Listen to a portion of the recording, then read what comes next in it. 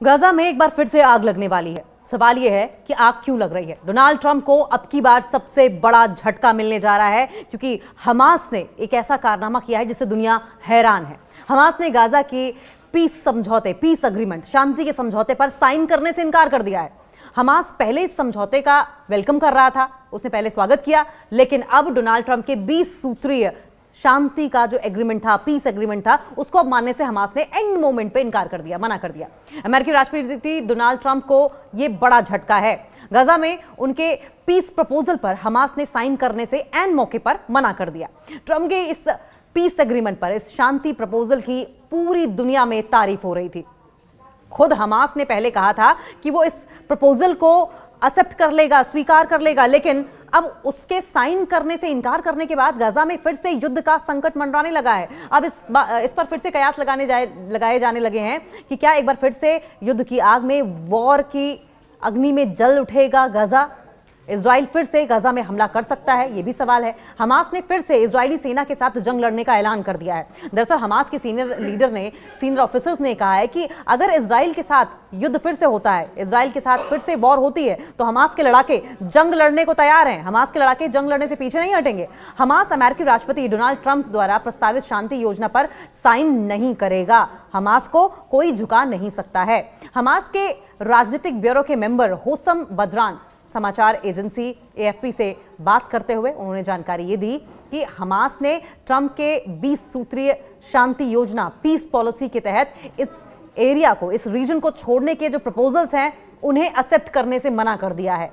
जो terms and conditions Donald Trump की ओर से रखी गई हैं, उन्हें मानने से इनकार कर दिया है। साथ ही उन्हें वेपन्स छोड़ने के लिए कहा गया था, वेपन्स छोड़ने से भी उन्होंने मना कर दिया है।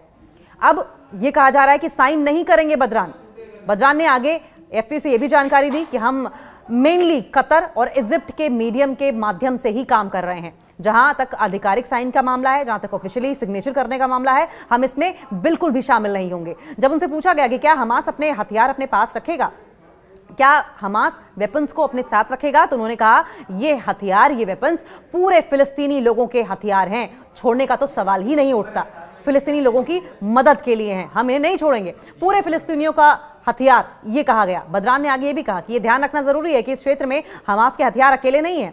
आज हम उन हथियारों की बात कर रहे हैं, उन वेपन्स की बात कर रहे हैं जो पूरे फिलिस्तीनी लोगों के वेपन्स हैं। ये वेपन्स जो हैं वो पूरे फिलिस्तीनी लोगों की सुरक्षा के लिए हैं, उनकी सिक्योरिटी के लिए हैं, उनकी सेफ्टी के लिए हैं। वेपन्स तो हम बिल्कुल नहीं छोड़ेंगे। और फिलिस्तीनी मामलों में, पैलेस्टाइन्स की हित के मामले में, उनके बेनिफिट के लिए वेपन्स एक स्वाभाविक चीज है। वेपन्स रखना सिक्योरिटी के लिए बहुत जरूरी है, और चाहे हिस्ट्री हो, चाहे प्रेजेंट हो, या आने वाला फ्यूचर हो, वेपन्स हमेशा सिक्योरिटी के मद्देनजर हमास का हिस्सा रहेंगे।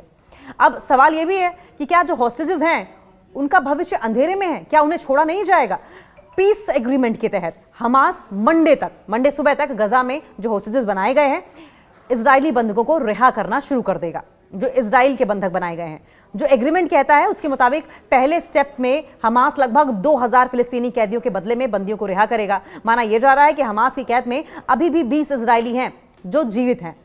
ट्रंप के सपनों पर पानी फिरा फिरा दिखाई दे रहा है। इधर ट्रंप गाजा में शांति पॉलिसी यानी पीस पॉलिसी के लिए इजिप्ट में एक सम्मेलन की प्रेसिडेंसी करने की तैयारी कर रहे हैं। इससे भारत, जापान समेत 20 से ज्यादा देश इसमें शामिल हो रहे हैं। इसका आयोजन जो है वो इजिप्ट के शर्म अल शेख में किया जा रहा है। इसकी प्रेसिडेंसी, इसकी अध्यक्षता ट्रंप और इजिप्ट के राष्ट्रपति अल सीसी करेंगे। गाजा में एक बार फिर से आग लगने वाली है। सवाल यह है कि आग क्यों लग रही है। डोनाल्ड ट्रंप को अब की बार सबसे बड़ा झटका मिलने जा रहा है क्योंकि हमास ने एक ऐसा कारनामा किया है जिससे दुनिया हैरान है। हमास ने गाजा की पीस अग्रीमेंट, शांति के समझौते पर साइन करने से इनकार कर दिया है। हमास पहले इस समझौते का वेलकम कर रहा था, उसने पहले स्वागत किया, लेकिन अब डोनाल्ड ट्रंप के 20 सूत्रीय शांति का जो एग्रीमेंट था, पीस एग्रीमेंट था, उसको अब मानने से हमास ने एंड मोमेंट पे इनकार कर दिया, मना कर दिया। अमेरिकी राष्ट्रपति डोनाल्ड ट्रंप को यह बड़ा झटका है। गाजा में उनके पीस प्रपोजल पर हमास ने साइन करने से एंड मौके पर मना कर दिया। ट्रंप के इस पीस एग्रीमेंट पर, इस शांति प्रपोजल की पूरी दुनिया में तारीफ हो रही थी। खुद हमास ने पहले कहा था कि वो इस प्रपोजल को एक्सेप्ट कर लेगा, स्वीकार कर लेगा, लेकिन अब उसके साइन करने से इनकार करने के बाद गाजा में फिर से युद्ध का संकट मंडराने लगा है। अब इस पर फिर से कयास लगाए जाने लगे हैं कि क्या एक बार फिर से युद्ध की आग में, वॉर की अग्नि में जल उठेगा गाजा।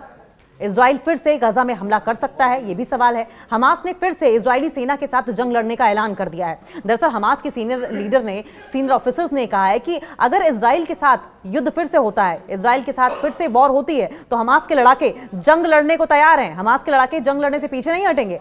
हमास अमेरिकी राष्ट्रपति डोनाल्ड ट्रंप द्वारा प्रस्तावित शांति योजना पर साइन नहीं करेगा। हमास को कोई झुका नहीं सकता है। हमास के राजनीतिक ब्यूरो के मेंबर होसम बदरान समाचार एजेंसी एएफपी से बात करते हुए उन्होंने जानकारी ये दी कि हमास ने ट्रंप के 20 सूत्रीय शांति योजना पीस पॉलिसी के तहत इस एरिया को, इस रीजन को छोड़ने के जो प्रपोजल्स हैं उन्हें एक्सेप्ट करने से मना कर दिया है।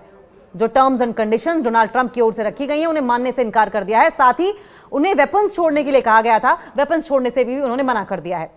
अब यह कहा जा रहा है कि साइन नहीं करेंगे बदरान ने आगे एएफपी से यह भी जानकारी दी कि हम मेनली कतर और इजिप्ट के मीडियम के माध्यम से ही काम कर रहे हैं। जहां तक आधिकारिक साइन का मामला है, जहां तक ऑफिशियली सिग्नेचर करने का मामला है, हम इसमें बिल्कुल भी शामिल नहीं होंगे। जब उनसे पूछा गया कि क्या हमास अपने हथियार अपने पास रखेगा, क्या हमास वेपन्स को अपने साथ रखेगा, तो उन्होंने कहा ये हथियार, ये वेपन्स पूरे फिलिस्तीनी लोगों के हथियार हैं, छोड़ने का तो सवाल ही नहीं उठता। फिलिस्तीनी लोगों की मदद के लिए हैं, हम इन्हें नहीं छोड़ेंगे, पूरे फिलिस्तीनियों का हथियार, ये कहा गया। बदरान ने आगे ये भी कहा कि ये ध्यान रखना जरूरी है कि इस क्षेत्र में हमास के हथियार अकेले नहीं हैं। आज हम उन हथियारों की बात कर रहे हैं, उन वेपन्स की बात कर रहे हैं जो पूरे फिलिस्तीनी लोगों के वेपन्स हैं। ये वेपन्स जो हैं वो पूरे फिलिस्तीनी लोगों की सुरक्षा के लिए हैं, उनकी सिक्योरिटी के लिए हैं, उनकी सेफ्टी के लिए हैं। वेपन्स तो हम बिल्कुल नहीं छोड़ेंगे। और फिलिस्तीनी मामलों में, पैलेस्टाइन्स की हित के मामले में, उनके बेनिफिट के लिए वेपन्स एक स्वाभाविक चीज है। वेपन्स रखना सिक्योरिटी के लिए बहुत जरूरी है। और चाहे हिस्ट्री हो, चाहे प्रेजेंट हो या आने वाला फ्यूचर हो, वेपन्स हमेशा सिक्योरिटी के मद्देनजर हमास का हिस्सा रहेंगे। अब सवाल यह भी है कि क्या जो हॉस्टेजेस हैं उनका भविष्य अंधेरे में है, क्या उन्हें छोड़ा नहीं जाएगा?